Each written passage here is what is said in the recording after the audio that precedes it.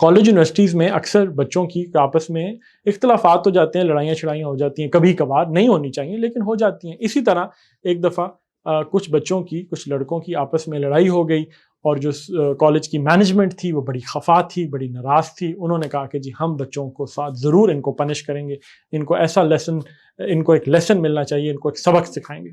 اب جو بچے تھے وہ اصل میں کوئی اتنی بڑی بات نہیں ہوئی تھی، ان کا اتنا قصور نہیں تھا، لیکن مینجمنٹ نے فیصلہ کر لیا. ان تک جب سٹوری پہنچی تو وہ سٹوری اپنی حقیقت سے بہت زیادہ بڑھ چکی تھی.